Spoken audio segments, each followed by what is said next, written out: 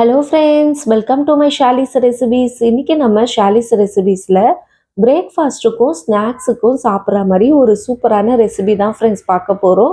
ரொம்ப சிம்பிளாக இருக்கும், சட்டுன்னு செஞ்சிடலாம். வாங்க இதை எப்படி செய்கிறதுன்னு பார்க்கலாம். ஃபஸ்ட்டு இதுக்கு ஒரு பவுல் எடுத்துக்கோங்க. இதில் நான் 1 கப் அளவுக்கு ஓட்ஸை நல்லா பவுட்ரு பண்ணிவிட்டு இதில் ஆட் பண்ணியிருக்கேன். அது கூடவே ஒரு 1/2 கப் அளவுக்கு பாலும் ஆட் பண்ணிக்கலாம். காய்ச்சி ஆற வச்ச பால் ஆட் பண்ணியிருக்கேன். இப்போ இது எல்லாத்தையுமே நம்ம கொஞ்சம் கூட கெட்டி பதம் இல்லாத அளவுக்கு நம்ம மிக்ஸ் பண்ணிக்கலாம். அது அப்படியே ஒரு 10 நிமிஷம் வச்சிருங்க. இப்போ இன்னொரு பவுலில் ஒரு 3 முட்டையை எடுத்து இதை நல்லா பீட் பண்ணி எடுத்துக்கோங்க.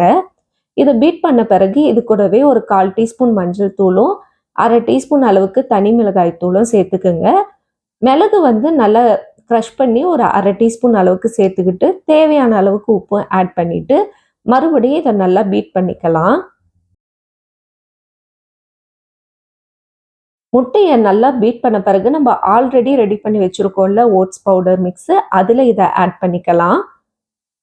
அது கூடவே ஒரு 2 டேபிள் ஸ்பூன் அளவுக்கு வெங்காயம் பொடியாக கட் பண்ணி சேர்த்துக்கோங்க. இல்லைனா ஒரு 1/2 வெங்காயம் சின்னதாக ஒன்று ஆட் பண்ணிக்கோங்க. அது கூடவே ஒரு 2 டேபிள் ஸ்பூன் அளவுக்கு தக்காளியும் ஒரு 1/4 கப் அளவுக்கு துருவின கேரட் ஆட் பண்ணிக்கோங்க. உங்களுக்கு விருப்பமான வெஜிடபிள்ஸ் எது வேணாலும் நீங்கள் இதில் ஆட் பண்ணிக்கலாம். அது கூடவே ஒரு 2 பச்சை மிளகாவும் சேர்த்துக்கிட்டு பொடியாக கட் பண்ண கொத்தமல்லியும் கருவேப்பிலையும் ஆட் பண்ணிக்கிட்டு இதை நல்லா மிக்ஸ் பண்ணி விட்டுருங்க.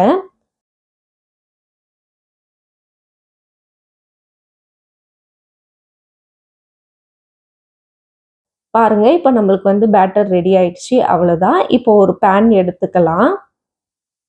பேனில் லைட்டாக ஆயில் இல்லைன்னா பட்டர் உங்களுக்கு எது வேணுமோ நீங்கள் லைட்டாக அப்ளை பண்ணிவிட்டு நம்ம நார்மலாக ஆம்லேட் போட்டு எடுப்போம்ல அந்த மாதிரி போட வேண்டியதான். இதை நல்லா ஸ்ப்ரெட் பண்ணி விட்டுட்டு ஒரு மூடி போட்டு 2 பக்கமும் நல்லா குக் ஆக விட்டுருவோம். ஒரு 2 நிமிஷம் நீங்கள் குக் பண்ண விட்டிங்கன்னா போதும். அவ்வளோதான். ஒரு ஹெல்த்தியான சூப்பரான நம்மளுக்கு பிரேக்ஃபாஸ்ட்டுக்கும் சரி ஈவினிங் டைமில் பசிக்கும் போதும் இந்த மாதிரி ஹெல்த்தியாக செஞ்சு சாப்பிட்லாம். ரொம்ப டேஸ்ட்டும் நல்லாயிருக்கும், வயிறும் நம்மளுக்கு ஃபில்லப் ஆகும்.